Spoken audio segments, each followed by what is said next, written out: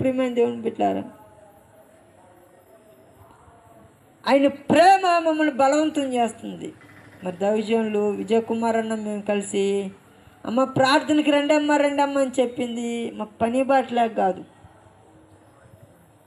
ప్రియమైన దేవుని బిడ్డలారా, నలుగురు వస్తే 4 పదులు వసూలు చేసుకోవడానికి కాదు.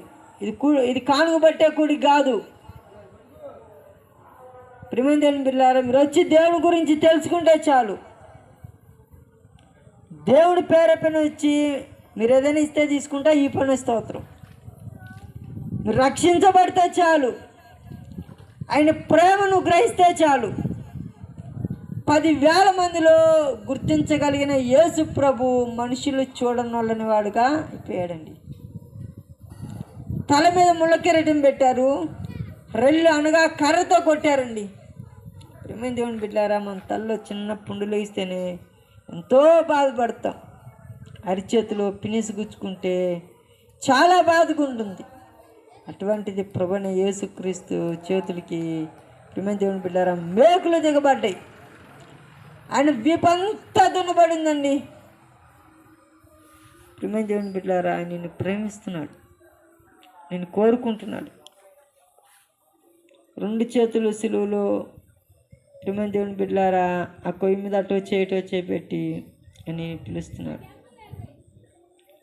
కల్వరి శ్రమలన్నీ నీ కొరకే,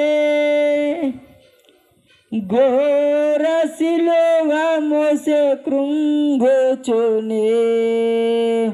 కల్వరి శ్రమలన్నీ నీ కొరకే, ఘోర సిలువ మోసే కృంగుచునే.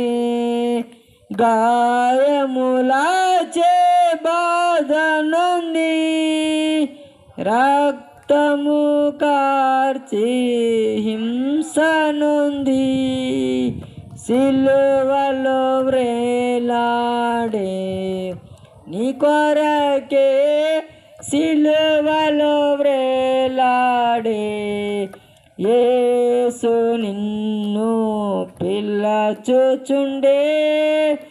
ఆలస్యము నీవు చేయకుము, యేసు నిన్ను పిలచుచుండే. ఆలస్యము నీవు చేయకుము, సిలువలో వ్రేలాడే నీకో. ప్రియమైన దేవుని బిడ్డలారా, యేసు ప్రభు రక్తం అంతా గార్చాడు.